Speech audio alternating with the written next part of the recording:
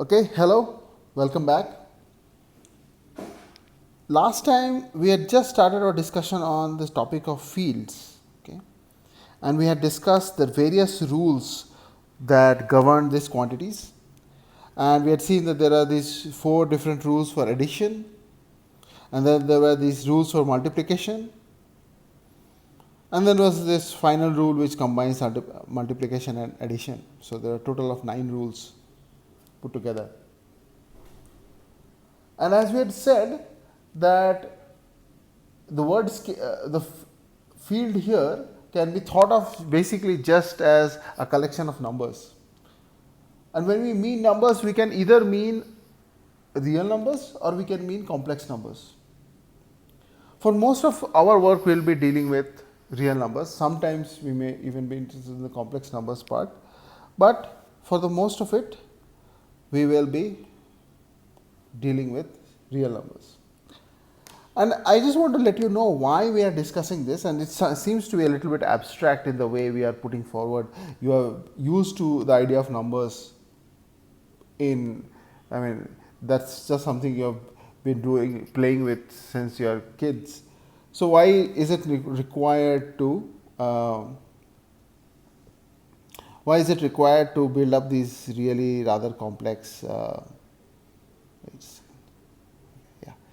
why is it required that we build up all these complex rules for that?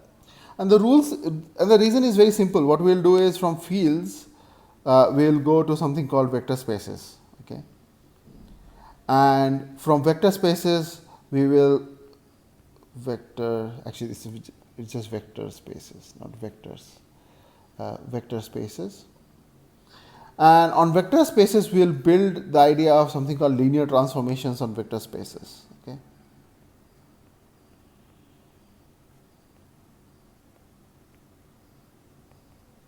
And then we will see that certain types of linear transformations are called tensors. And interestingly, you will see that tensors are a more generic idea, and you can actually work backwards to see that a simplified version of tensors are vectors, and scalars could be thought of as a simplified version of vectors itself. So this is the broad picture of why we are doing it. Okay. So now that we have seen the rules that would be applied to the fields, let us now see the rules that are applicable to vector spaces. So what I have done here, I have already written it down, and this way it just saves me a little bit of time because this is too much writing and some of it is repetitive. So we are discussing the definition of linear vector space here, which is basically nothing but, what do we mean by vector space? It's a combination of many different vectors put together. It's just like a bag of vectors, if you were to, simply speaking. And when we write these vectors, we will be using boldface terms. So when I'm using a PPT or something, I can use this boldface. But when I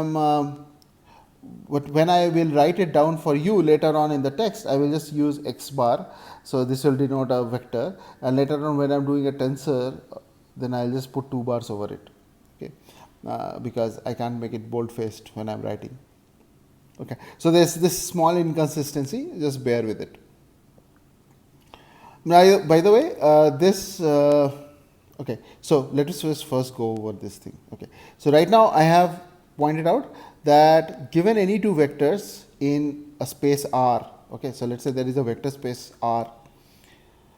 So if you take two vectors in this space, then the rule says that there will be a third vector Z in this space, which is the sum of x and y, written as x plus y.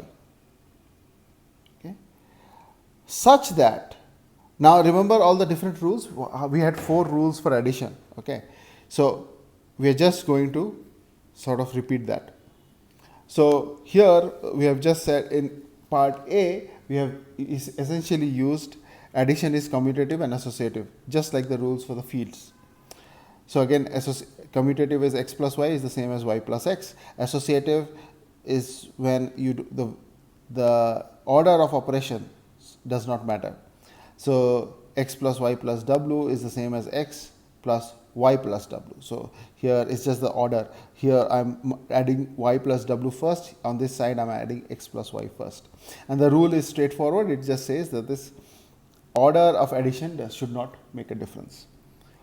So there are two rules in A, and then there is this rule called for the unique vector, null vector. So this is basically my 0 in the vector space, and it just says that x plus 0 is equal to x. And finally, it also says that for every vector x in R, there is a unique vector called minus x such that x plus minus x equal to the null vector. So these are my 4 rules of addition that we had already seen before, right?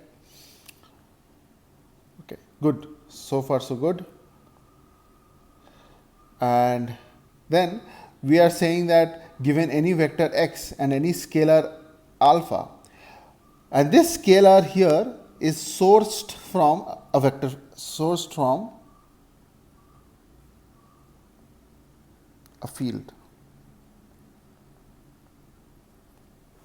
So there is so you have a vector space, but you also have a field that you have to define first, and from once you have defined this field, then you have access to this bag of scalars. Just like you have a bag of vectors, you have a bag of scalars, and once you have this, then you can start defining certain products.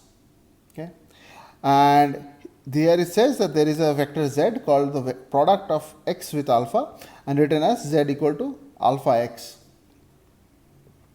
that obeys the following rules. And it says the multiplication by scalar is distributive in the sense, and this is just basically it goes over the same rule as earlier. Okay, and it also goes on to specify there are two scalars 0 and 1 such that 0 times of x is the null vector, 1 times of x is just x. So this is my scalar multiplication. Okay, so this multiplication here means a scalar multiplication. Okay, good. So by the way, these are all taken. So this is the reference text here. This is your reference text from where I have taken these definitions. Obviously, I am not going to conjure the definitions myself. So these are taken from standard books in linear algebra. There are other books that you might want to look at. And now that I am discussing the reference text, I will just quickly mention that this course is not meant to be an exhaustive treatment of this topic. In many places, I will be a little bit not rigorous, not as rigorous as a mathematics course would be. So you are encouraged to take for a complete exhaustive treatment. You can consider taking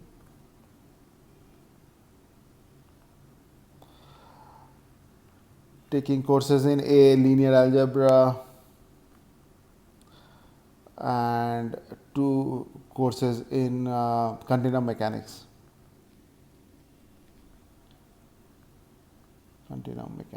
Or tensors. Most continuum mechanics courses would go quite deep into what tensors are. Okay, good. So now that we have done this, we have come up with these rules for vector spaces, and so we should discuss some examples of vector spaces, right? And okay, one thing I'll quickly mention: real vector spaces.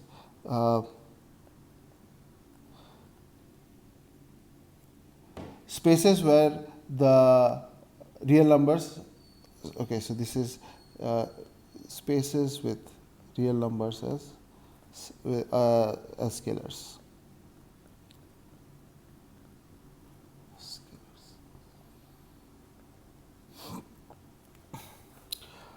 So what have we done? Okay, just quickly, you had an older idea or simplistic idea of a vector as an arrow with a direction.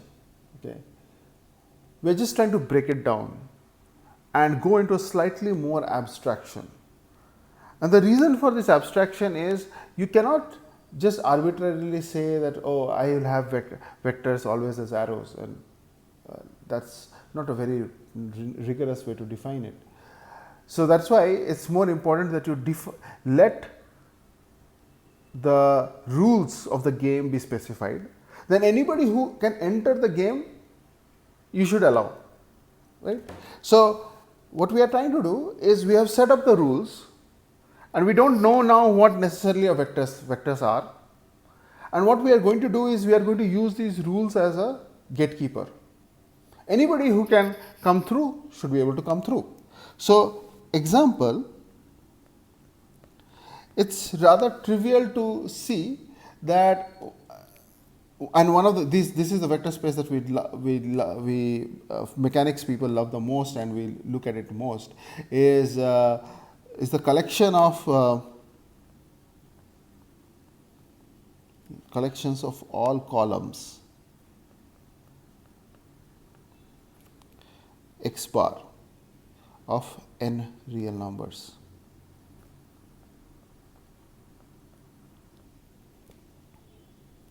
Where n is a positive integer and the scalar numbers are real. So for example, I could always write x as some combination alpha 1, alpha 2, all the way till alpha n, and easy to verify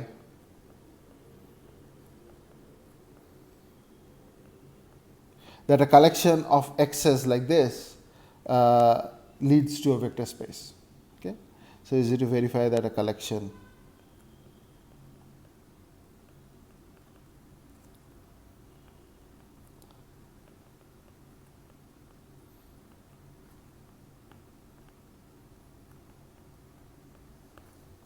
So this is one of your familiar examples, right?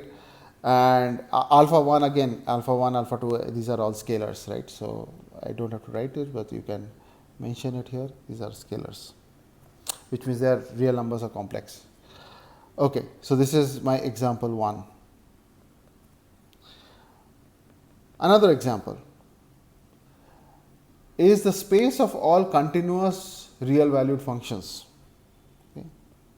Space of all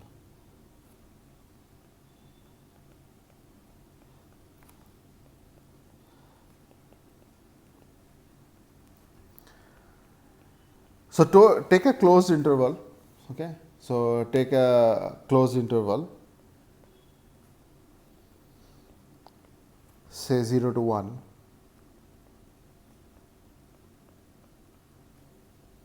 and define my set, my R, now as a collection of these functions. And you can show that this, again, I am not going to go into showing it that much. If you are interested, you can do it yourself. It's not that difficult. That if you define a vector space R like this, you will indeed see that this space is also a vector space. So in a sense, if vectors are elements of a vector space, then these continuous real valued functions are also vectors. Okay. But this will not conform to your idea of a line and an arrow with a magnitude and direction, right? So this just tells you that the idea of vectors is a more generic idea, and we need to be careful in order to think of what qualifies as vectors. So obviously, while what is of interest to us, for example, this one, this type of a vector space discussed in example 1 is very important to us.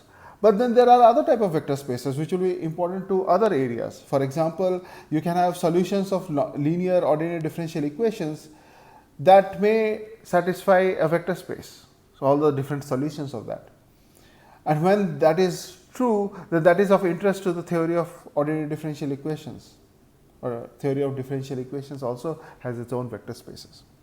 So, the idea of vectors is more general. Okay, that is the basic principle that we are trying to do. By the way, this is an example of a finite dimensional vector space, whereas this is an infinite dimensional vector space. Good.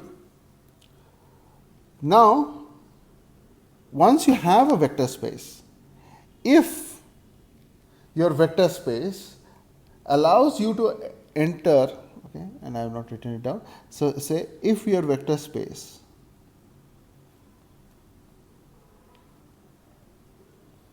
allows defining metrics of length and angle, then you can define a dot product.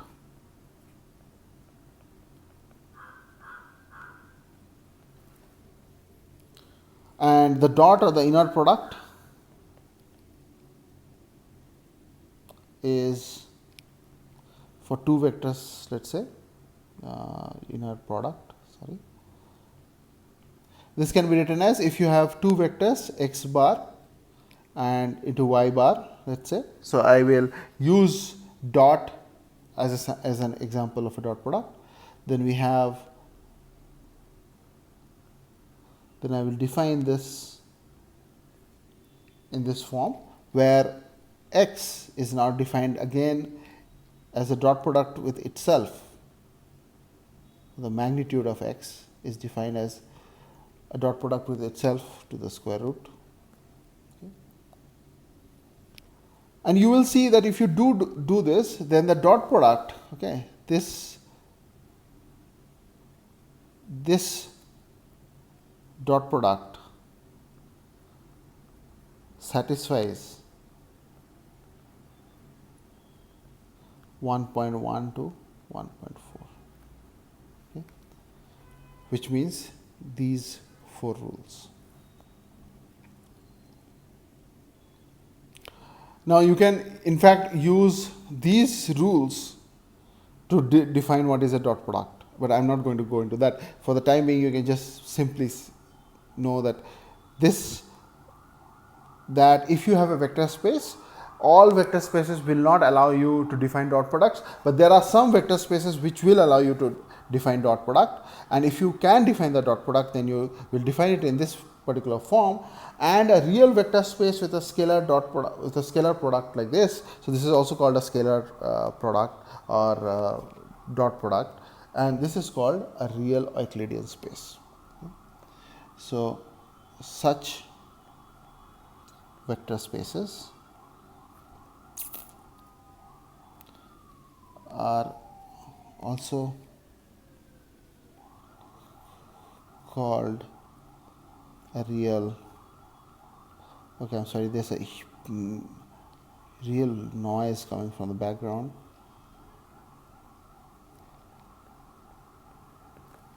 Just 1 second, I will.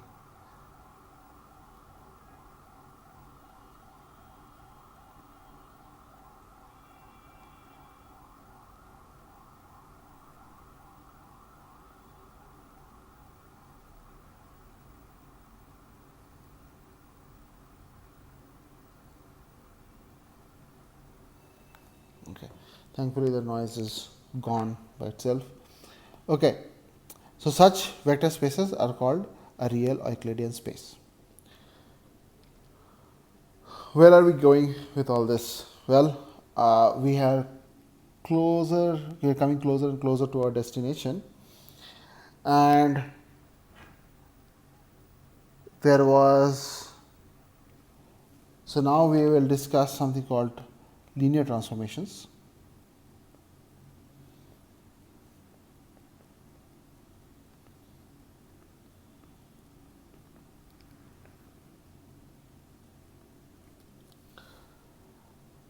And let us say you have a vector space R, and in this particular vector space you can now define a transformation. So, let us say you have R as a real or complex vector space.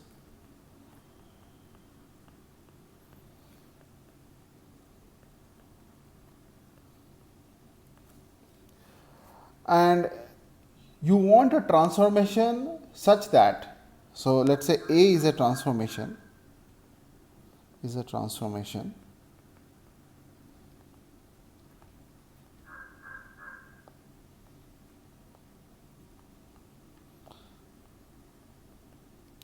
that assigns to each vector x in R. So, let us say you have a vector x which is in R. Then this transformation is such that if you operate A on x, you get another vector y such that y is also in R in your vector space. This is a transformation, and if A follows two simple rules, then we call the transformation is linear. So, if A is linear, then the following hold. Okay.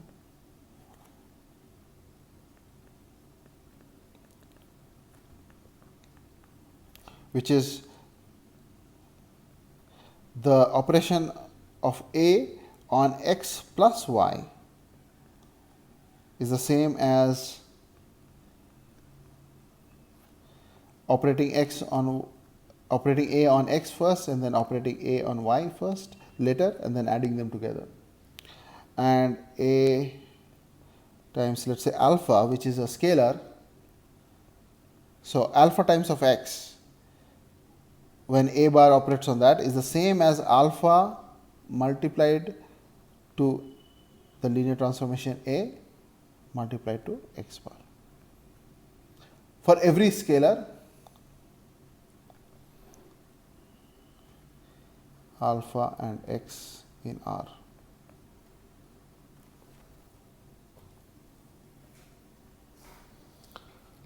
Okay, so this is a linear transformation.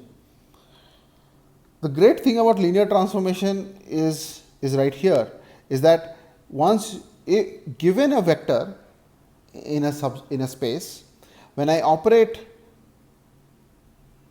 using my linear transformation or my transformation A, then it gives me another vector in the same space. Okay. So, if you have if you wanted to write so example, if I'm operating in the space of two-dimensional column vectors, so and these are my two vectors, then A will take the form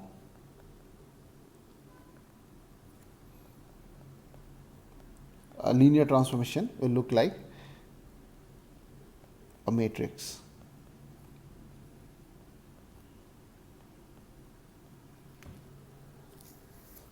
Okay. This is why linear transformations are important, because we know that matrices are extremely important when it comes to many of the mathematics that we are going to do, and this is what makes the theory of matrices and linear algebra, this is where they sort of come together in a sense. And linear transformations, so now we have discussed linear transformations. Now you will note that this particular type of vector space, okay, of columns, this is a finite dimensional vector space. What do I mean by finite dimensional vector space? I think you are already familiar with that much matrix algebra you must have done in your UG sometime.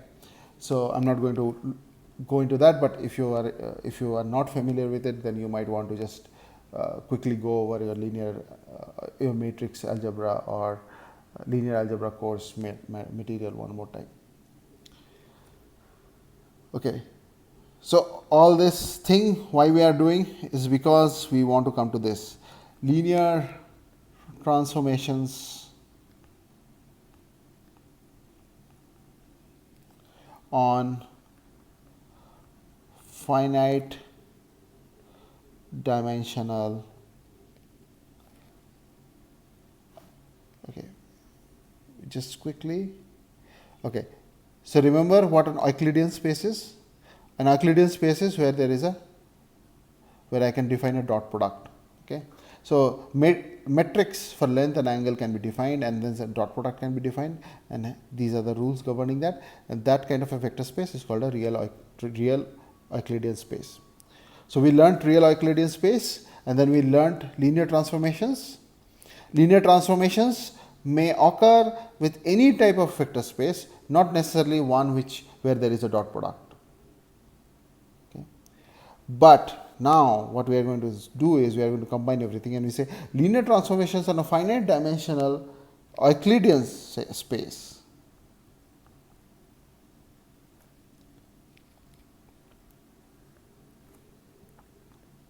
are called Cartesian tensors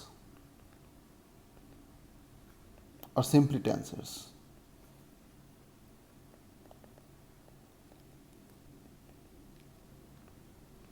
Okay. So, this A that we discussed in this example, this is an example of a tensor. Okay.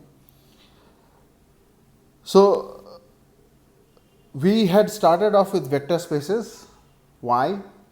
Because we wanted to discuss what tensors are. So, tensors are nothing but if given two vectors, a tensor will assign you another vector given a vector as an input.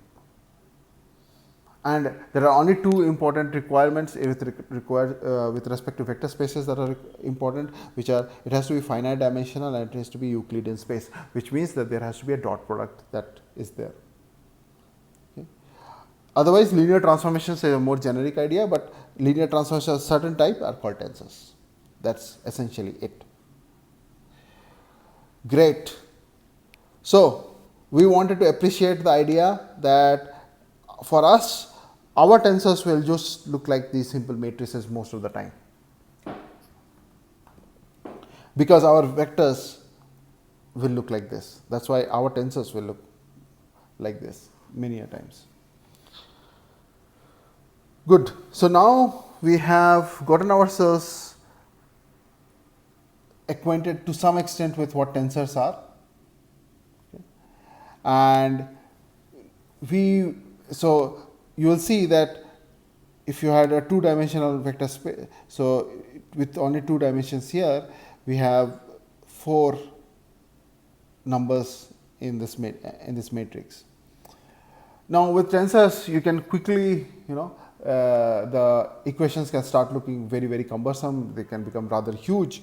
So, there are certain notations, specifically the index notation, that is very important, and the index notation helps us write these what can become otherwise very unwieldy equations in more simple forms. So, I will introduce here the idea of the index notation.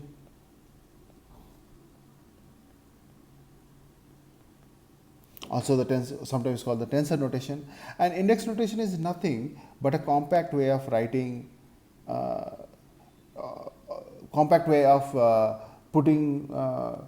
writing down tensors on paper for us. Okay. So, index notation is very useful in representing many of the equations that will frequently come across in fluid mechanics derivations. Now, one of the things I must sort of warn you with regards to tensors is that in chapter 3 of the book, in kinematics, tensors does come up quite a bit. But then when we go to chapter 4, 5, the stress tensor or the deformation gradient tensors will not be using the idea of tensors so much, but we will just leave that out, and instead we will focus more on the partial differential equations governing the or the integral equations governing the flow, and looking at the solutions of that. Okay. So, some people even teach fluid mechanics without going too much into all the tensor bit. Okay, let's get back to index notation. So in index notation, what we are going to do is we are going to use an index to create as an artificial dummy body to represent some other things. For example, and this is easiest understood through examples. Okay, so we'll just start off with examples here. Example, if I have a quantity A and I put the notation I, then this represents, this represents all the numbers A1, A2, A3. We have to previously say that I goes from 1 to n, whatever n is. Then once we say that I is a dummy index which represents any of these integers going from 1 to n, then A subs I represents all these different numbers. For example, a way to simplify a matrix is, so if you have a matrix, right, so let's say you have a matrix of 4 dimensions, and you know there are all these other columns. I'm not going to fill all of them in, I'm just going to write the last one, A4, 4. So this can be simply noted as Aij, where we specify that both I and j go from 1 to 4.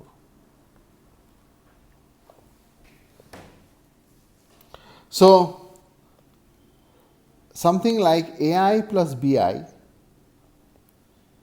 represents,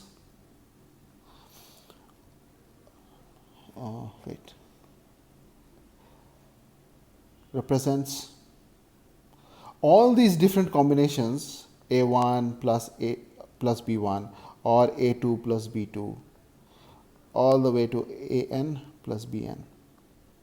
So this quantity here is representative of all these different combinations. Okay. So if I have many combinations possible, then this just basically gives me a shorthand. It's a mathematical shorthand at the end of the day. So now comes the concept of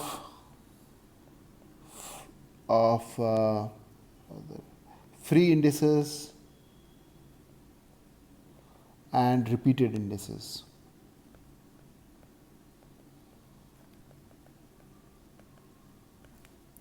So a free index is an index that appears exactly once in a term, okay, exactly once.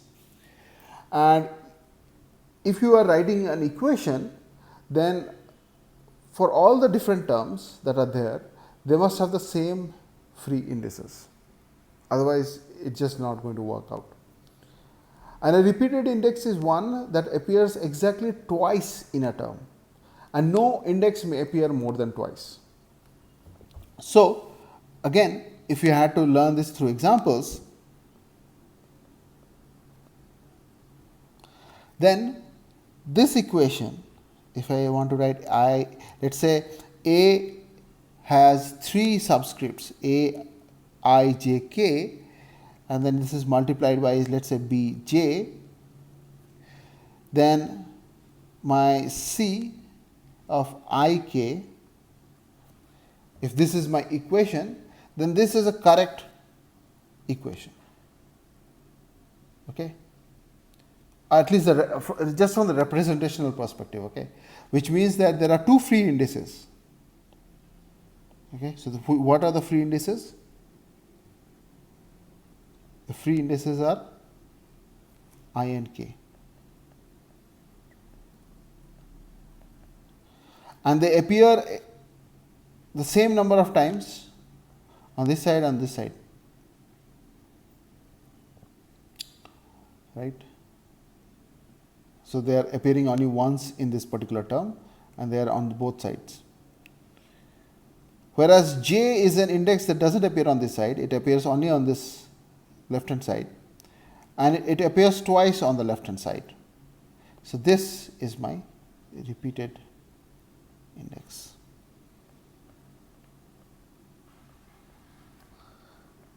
what does the repeated index do? We will come back to that in a second, but let us look at some incorrect examples.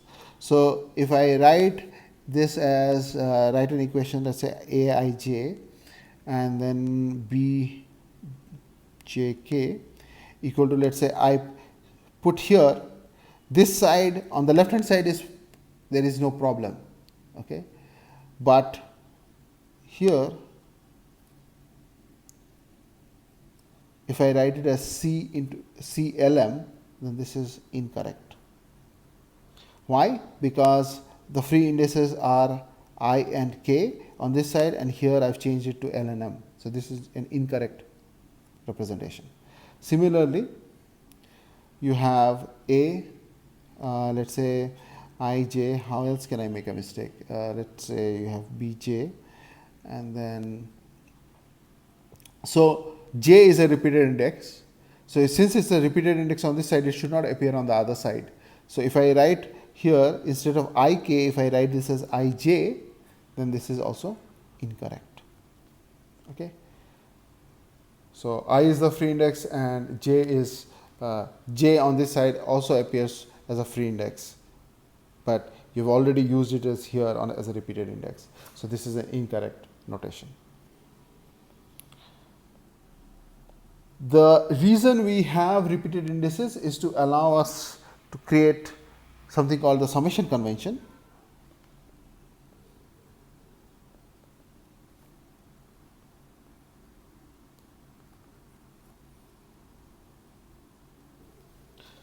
And the summation convention is rather straightforward.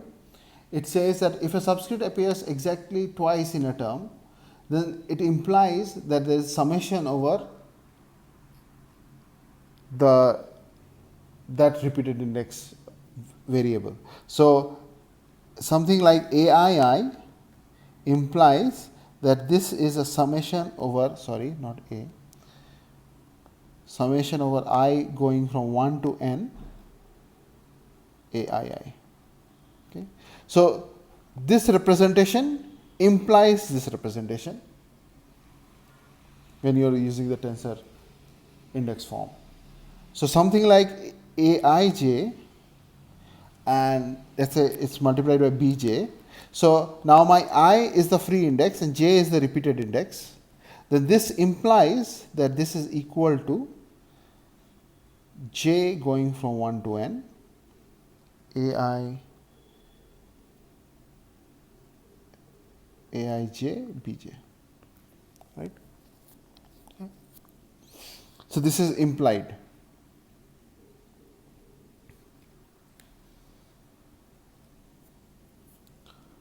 Okay. So, you should have understood here that repeated indices here are dummy indices and no index may appear more than twice in a term. Okay. So, that is the crux of the matter, and the reason we have this repeated index form is so that we can have the summation convention, and the summation convention is very important to us because it will help us simplify equations when they become very, very cumbersome. Okay.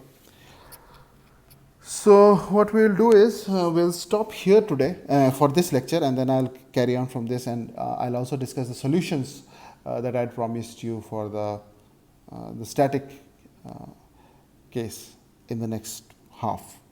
Okay. So, we will stop here.